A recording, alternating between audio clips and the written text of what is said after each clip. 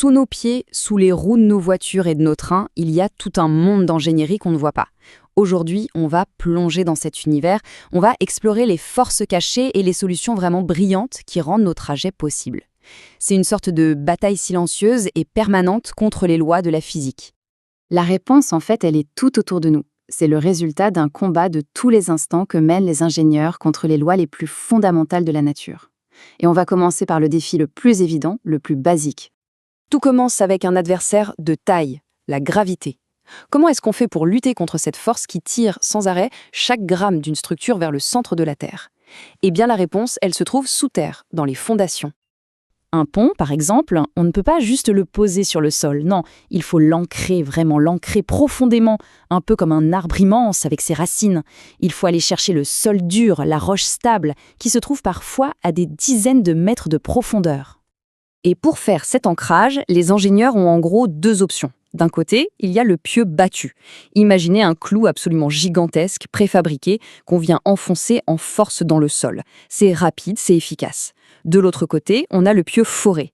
Là, on change de technique, on creuse un trou, on y glisse une armature en acier, et puis on remplit tout ça de béton. C'est plus lent, c'est sûr, mais ça permet d'aller beaucoup plus profond et de supporter des charges bien plus lourdes. Ce qui est assez fascinant, c'est de voir à quel point c'est industriel. On commence par assembler sur place ce qu'on appelle une cage d'armature. C'est un peu le squelette en acier du pieu. Ensuite, on glisse cette cage dans un moule, le coffrage, et on vient couler le béton.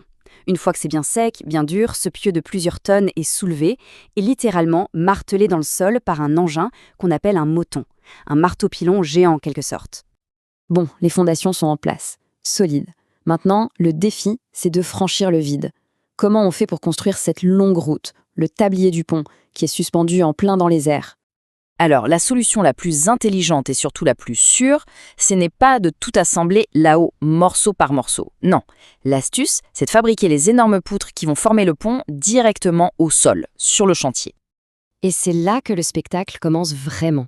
C'est un véritable ballet mécanique. Des grues immenses viennent attraper ces poutres qui pèsent des dizaines et des dizaines de tonnes et les soulèvent dans le ciel, tout doucement. Chaque centimètre de l'ascension est une démonstration de puissance et de contrôle absolu. Et c'est à ce moment-là que la précision devient tout.